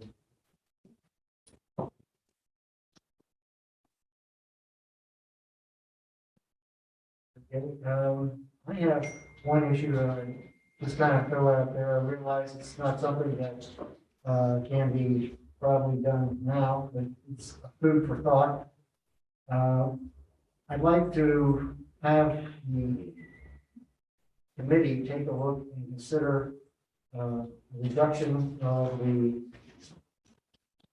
property tax associated with individuals who have long-term payments. They're senior citizens in many cases, and they've been in the township for many years, probably 40 or more years.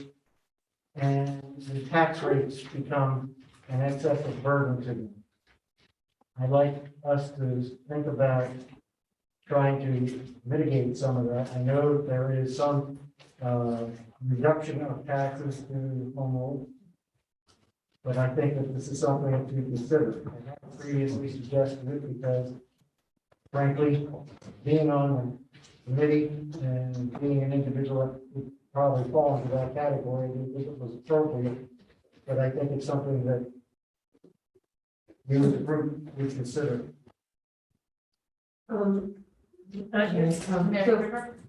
didn't mention it tonight, but in the mayor's message, we are, we want to institute a refund for seniors who are, but it's a refund on the fees, right? I think we have to tax everybody the same, and the fees are where we have some wiggle room. So for the sanitation fee, we're looking to give seniors who also qualify for the state rebate, right? That they would also, we would work with the state representatives to get them the rebate, to get them that rebate. There's also, on the state side, the reduction in taxes based upon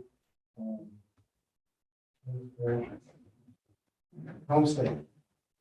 Homestead Act. Yeah, that's for the school district taxes, I think, and that's sort of funded by lottery proceeds maybe or something, I forget. Yeah. So Councilor Wynn, obviously, council's well aware, the administration is well aware, Pennsylvania Constitution requires uniformity essentially in taxation. We'll look at to see if there are any carve outs under home rule for that, and we'll get you, send an email to yourself and Ms. Wentz and the administration finding our results on it. And the committee itself. Sure. Yep. Or you can send it to me and I'll send it. Yeah. Yep. Okay. Councilman Burke. Thank you, President Wentz. This question to the solicitor. What clarifies you as a senior? What age? I mean, that's a big, I mean, if the township would discount trash, your sanitation tax, I mean, what age would the senior be? Or would it be? This is items that we. No, I'm just saying, it's a big word to use, senior. We would mirror whatever the state defines senior as. So that's Probably social, what we do. so that's social security, I'm sorry, that's social security, called, I don't know that off the top of my head. I would guess 62, 65. it's something like that. 65, because you're 65 to get Medicare. I got my social. Yeah, but I don't know that answer, but I'll get a more detailed detail. Would it be based on a fixed income too, I guess? Sure. There are a lot of alternatives to this for consideration, but I'm just throwing out an idea for the purposes of starting a discussion. Yeah. And what I was looking at or thinking of before, something whereby you had 40 years or 45 years that you paid taxes. You basically pay 100% of the cost of your home in taxes out there. And maybe looking forward, this is a way of reducing that tax burden that the seniors who are living on a very reduced income level based on Social Security to be able to afford. You don't want to lose people, but you also want to be fair. I've had many people coming up saying, I can't make it here. The taxes are too much. We've actually offered that from different residents but, as our solicitor. There may be some legal complications to that, but we'll look into it and get back to you. Right. Yeah, sure. Okay. Would you like to continue with your committee's report? Anybody from the council have anything to bring up? Anybody from the administration? Seeing none, hearing none, moving on. Great. So next up is Public Health and Environmental Affairs Committee, co-chairs Tunis Jr. and Silva, members Phillips and Steve. Take it away. Okay, is there anyone on the committee that has anything to report? No. Anyone from council? I do, I apologize for not sending you the TNR ordinance. I will send that out this week. I apologize. Okay, so we'll be expecting email from council president? Yep. All right, anyone else? Seeing none, thank you, council president once. Thank you. So we have Municipal Services Licensing and Public Works Committee, co-chairs Sadiq and Tunis Jr., members Wagner and Burke. Take it away, gentlemen. Did anybody committee have any item to discuss tonight? Any council person? Department heads? CEO? I think our service is doing good, and that concludes the report. Great, thank you. Okay, next up we have Law and Government and I find this title to be very interesting. Okay, Law and Government and Rules and Procedures Committee, co-chairs Phillips and Silva, members Sadiq and Blackwell. Thank you. Anyone from the committee have anything to bring up? No? Anyone from council? Yes, ma'am.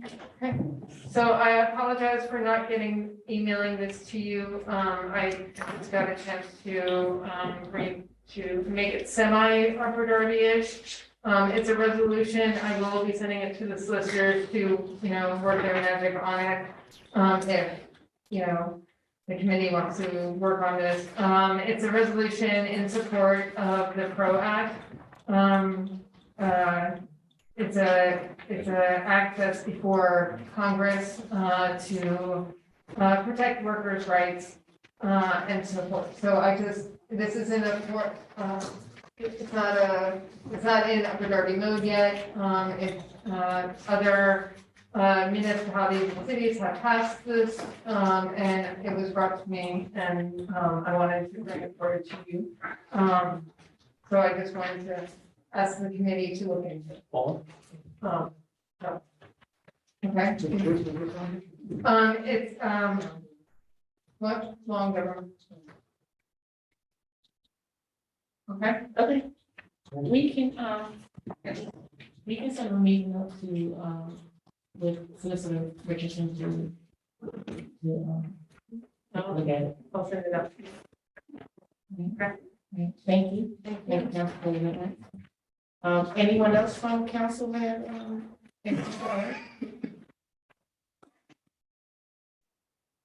anyone from administration? Seeing none, you say, thank you. Great. Thank you. So next up, we have Public Safety Committee, co-chairs Blackwell and Burke, members Tunis Jr. and Silva. Please take it away, Councilman. Thank you, President Lynch. Does anybody from the committee have anything to bring forward? Anybody from I'm sorry, go ahead. Councilman Silva.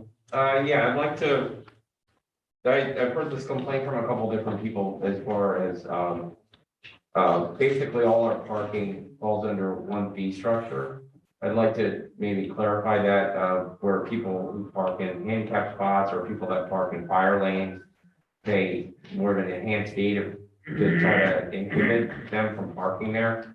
Would love for us to meet and maybe discuss that.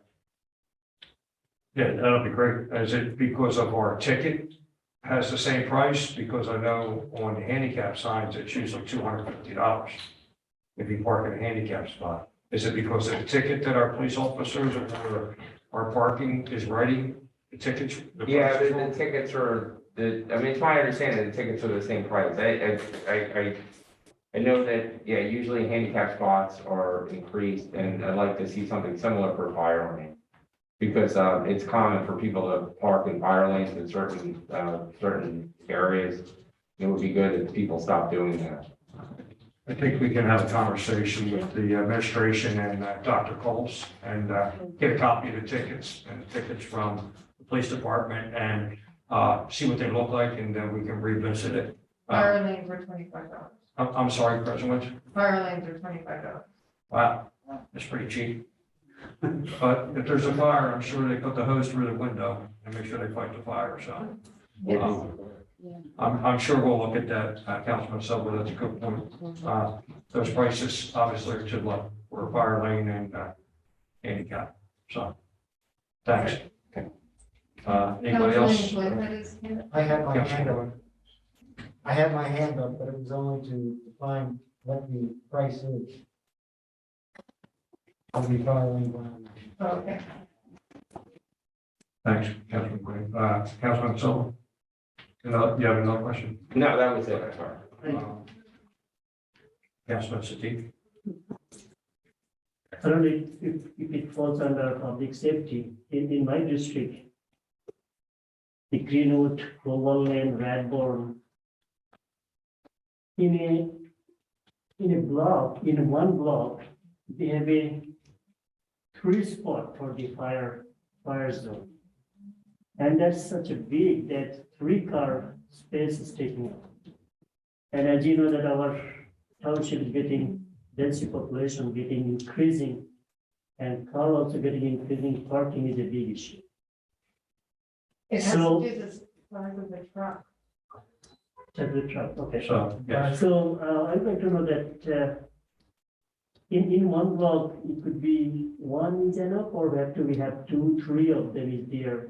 Like global lens, 7,100 block of global lens, they have 3 of them in one block. That's probably because of where the fire truck has to stop and drop the hose to connect to the fire hydrant and also to cover that radius of that block front or back of the properties. So they're just, No fire in the same block, so, not even one. we can, I guess we can reach out I to mean, Chief Sword. this is not only one block, the whole area to the other district too. So can we revisit actually how many fire zones should have in one block? And It's not a universal thing, it's per street, so it's a matter of asking Chief Sawyer to go out and check it out and see if there are more than what's needed or if it's sufficient. So, yes. Councilman, I'm sure you're gonna add more fire lanes if Chief Sawyer goes out. Yeah. I'm sure there's some that have been blacktopped over, so I'm sure there's gonna be more added. So we'll have Chief Sawyer look at that in administration to look at that. okay. Councilman Quick, go ahead. Yes, and there's also the situation that the fire truck has to have its doors open and no access to get out. When you allow cars to park there, you may be allowing the house to burn down. So that's why they don't do it. That's why they have those fire lanes the way they do.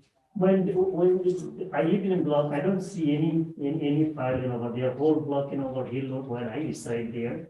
But over there, in one block, 3 of them, that's the question here. There's no fire hydrant even there, so. We'll get Chief Sawyer to take a look at it. Anybody else from council? Yeah, I do. Councilwoman. So I have a question, and I mean, I know the answer, but I don't know where we can put this so people can understand. The handicap poles, right? It's because a handicap pole is parked in front of my door. It is not my pole. So if I have a handicap placard and I want to park there, I can park there. People have gotten into, gotten into fights, not fist fights, but they've gotten into arguments to say that because they're like, this pole is parked in front of my door. I got that. And I can park here. So I know that anyone that has a handicap placard or a handicap plate can park in front of the door. It's not your pole. That's not your pole. Just because it's in front of your house, that's not your pole. So is there any way that we can, I don't know, let people in Upper Darby know that I get it, you know, you did that and they got poles in front of your door, but that's not your pole. That's not your space, is what I'm saying. It's not your space. Anyone with a handicap placard can park there. So that's actually the conversation that we always have with anyone who's requesting a handicap spot. So whether it's, they call me or they call, Mrs. Chickeni, or even, Officer Bateman, who gets to go and investigate it. Between the three of us, we have that same conversation with every single person who requests one. And we specify that it is not your reserved space, that anyone with a handicap placard or license plate can park there. And then once people get it installed, they forget. Yeah. And that's the snag in the equation, because I've been there before too. So I don't know what can be done. I mean, I don't know. I don't have a solution. But I think it's because I get phone calls, and I tell people that's not your spot. So I don't know what the solution is. So I'm asking if anyone has a better solution, because I get that. But I don't know what the solution is. So Councilwoman Phillips, maybe the solution is for that one particular person to apply for, through the district leader or through council at large, to apply for another handicap spot on that street. And that would go through the request line, through the council person or at large, and take it to, AJ Bateman, I guess. Well, I don't know if that's possible, but maybe that's a process. Anyone who, Officer Bateman, since we're discussing an issue that you deal with all the time, it makes more sense for you to answer. Because this is like your wheelhouse. One of them. Good evening, Council. So the handicap spot, as we know, it's not their specific spot, but you can't request a second spot. That's correct. Is that not? That's correct. You can only have one spot per requester, I suppose. I guess if there's another person in that house, it still is not. It's still only one spot per residence, correct? Yeah, so if somebody else on the block needs a handicap space, they can request it. That's what I was getting at. Yes. And the other person can request. Correct, as long as they meet the requirements. Exactly. Yes. Right, they have to have a license plate, a handicap license plate to begin with in order to apply. And a lot of people think that if they have that placard, that counts, and it's not for getting the sign in front of their house. That's correct. Those placards do expire also. And they transfer easily from one car to another. It's crazy how that works. Yes. Okay. So, thank you. Well, I Thank just you. bring it up because, it's a thing.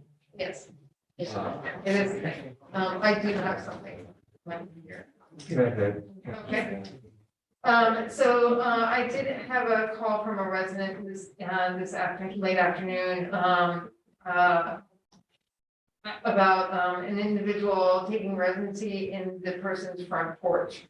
One of the snags, and of course our officers were called and they dealt with it accordingly. The issue is Ardsley Road, between Westchester Pike and Parkview. It is very dark on that street at night. Pre-COVID, I would walk it all the time, coming home from work at 2:00 in the morning. And that's the one time I felt unsafe in my walk home.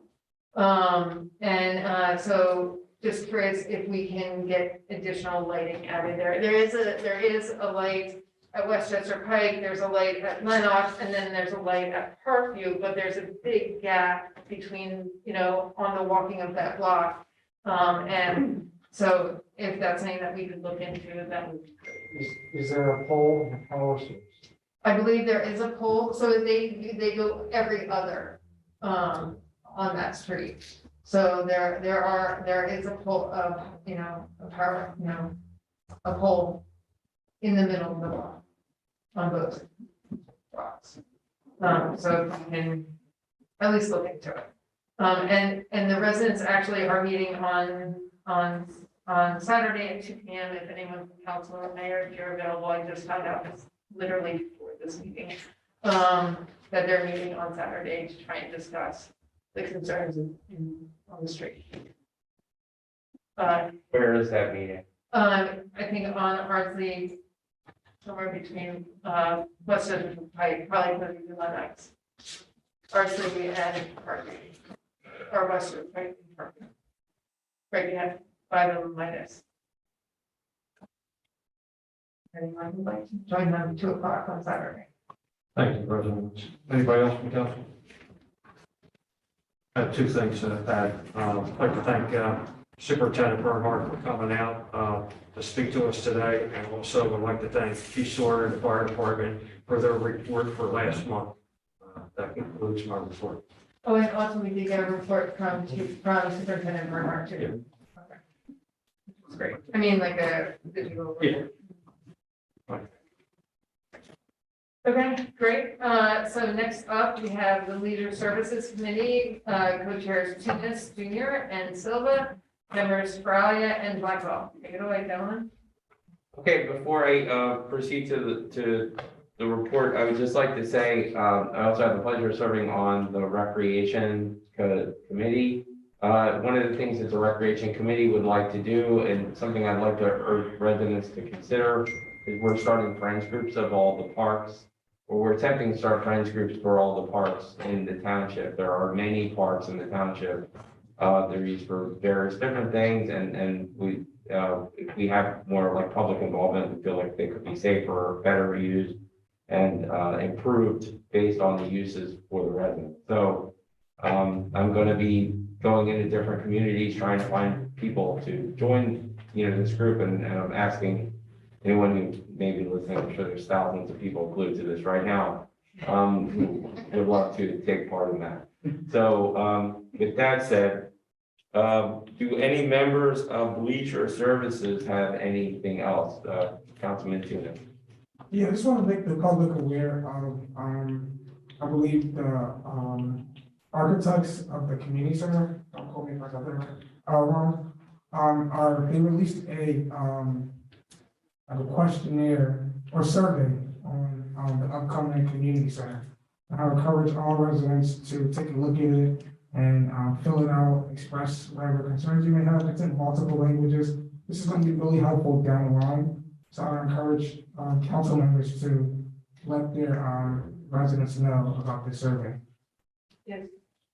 Is it on the, government? It's on every township. Okay, I'll make sure to share it on our page.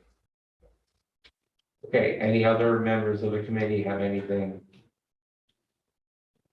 All right, any members of council? Councilman Burr. Thank you, Councilman Silva. You just spoke about, the parks and all that. There's a uptick in surrounding areas. I don't know how many tennis courts that we have, but seems like an uptick of pickleball is being played in Delaware County. In the summer, it was being played at some swim clubs, and I think it's not 100% sure, but I think it's just relining inside a tennis court. I don't know if it's different nets or how many tennis courts that we have, or any of the parks that maybe,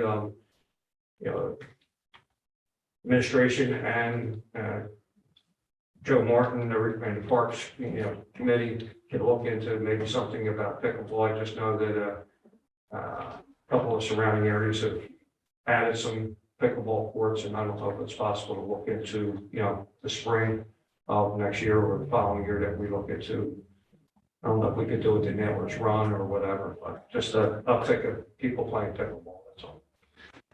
I will say that in the recreation committee, pickleball is discussed a fair amount. So yes, but it will, we'll look into, what tennis courts or what would be needed to retrofit for pickleball. Okay, thank you. Any other members of council have any other, Council President Wentz? I just wanted to let you know that I'm fairly certain that the Highland Park Common School would love to adopt the observatory and probably Parkview Park as well. They definitely reached out to me about after our movie night, would love to have a community day. We didn't get a chance to set it up yet to come and do a cleanup and repainting if necessary. Of the walls where graffiti have been. I haven't been back to see if it's still there, but they're definitely interested in helping with the park, especially before it gets renovated and so forth. Keep it looking nice, and especially the concessions room in there apparently was not quite to par where they could have utilized it. So they're happy to come in and help clean it. Okay. It would be great to, I'll get up with you, we'll get that started. Yes. Thank you. Definitely, thank you.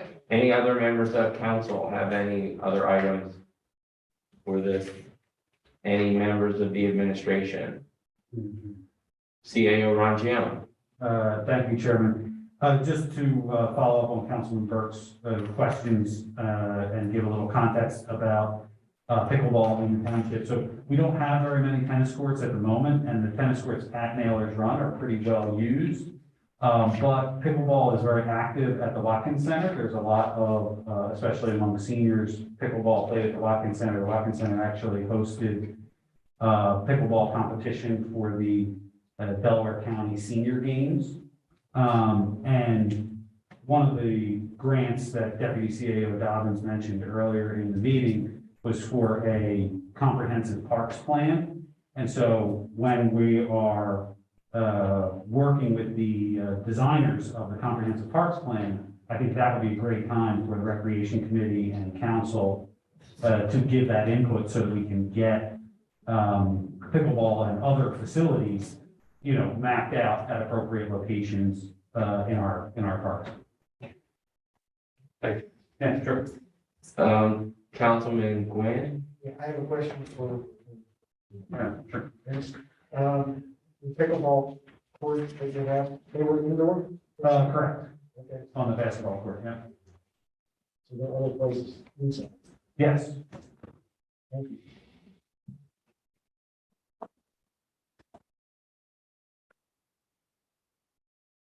Okay, any other members of the administration? Okay, I believe that concludes the report. Thank you. Great, awesome. Next up, we have Events Planning Committee, Co-Chairs Phillips and Blackwell, members Tunis Jr. and Silva. Just want to remind everybody again of two important dates coming up in 2022. It's going to be I'm trying to figure out a name for the health fair, mental health on the on May 14th. Allison Dobbins and I, the CAO, Deputy CAO, Allison Dobbins and I are working on, we're working on getting co-sponsors for the event. And our next job fair, Councilwoman Beverly, what date was it? What date was it? May 22nd. Okay, May 22nd. So if you can just keep those dates open. Anyone from the committee have anything else to add? Anyone from council?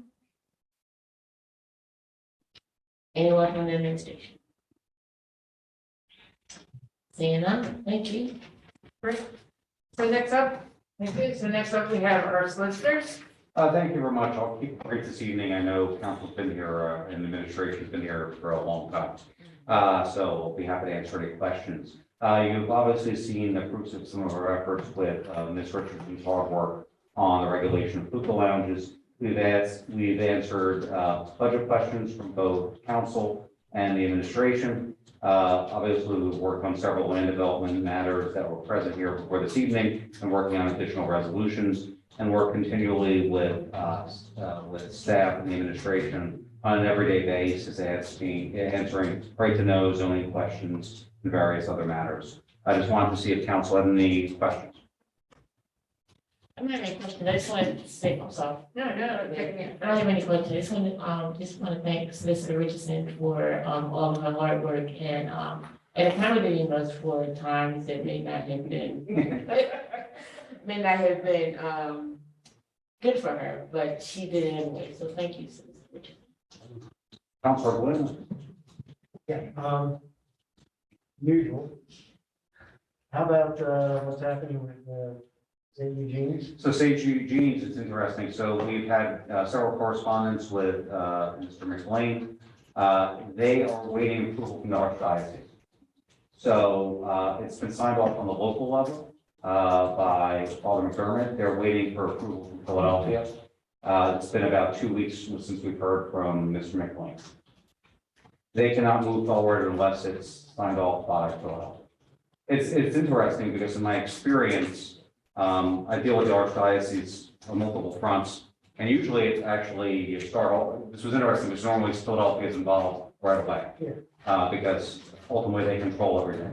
And kind of like, I found that parishes often may have a veto over transactions, but it's usually run through Philadelphia. Perhaps it's emanated something differently, but everything's in order. Mr. Walko and my firm got an email from Mr. McLean, and said that they're waiting to hear back from real estate in Philadelphia.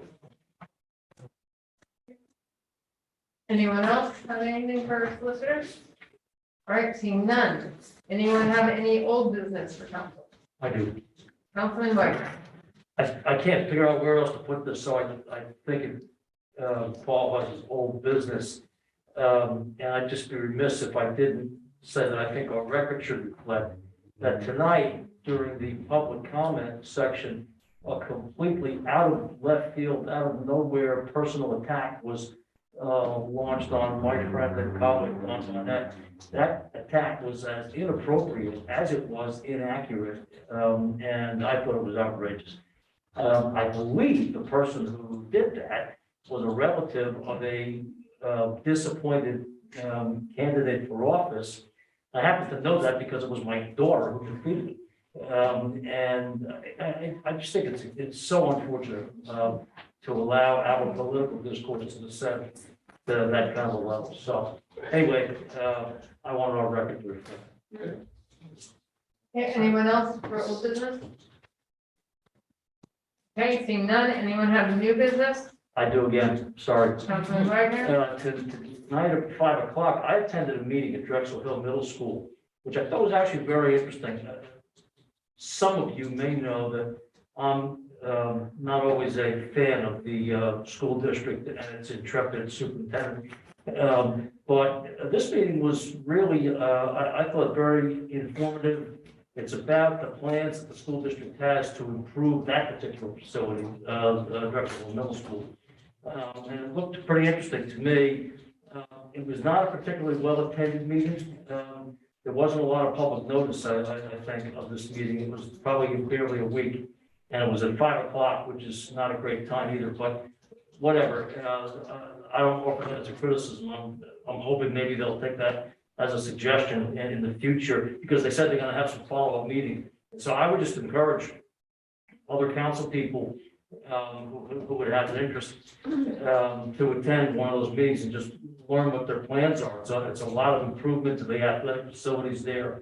And in particular, they made a big point of saying it's going to be, going to continue to be open to the public for use by the public. And I thought that was really important.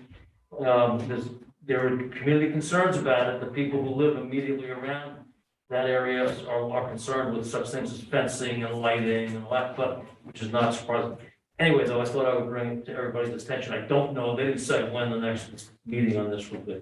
Thank you very much for attending that. I did want to attend, but because of the timing, I couldn't have us ready for our council meeting. I couldn't do both. As somebody said, maybe it was you before, we can't all be at Right, so I appreciate you giving us a recap of what took place at that meeting, since we all could not be there, so, and representing us at that meeting. We appreciate that. Okay, anyone else have new business? All right, seeing none. Can we get a motion to I'd adjourn? like to make a motion to adjourn. All right. And do we have a second? And I'm tabling. all those in favor, please signify by saying aye. Aye. Aye. Opposed, say your name. Ayes have it.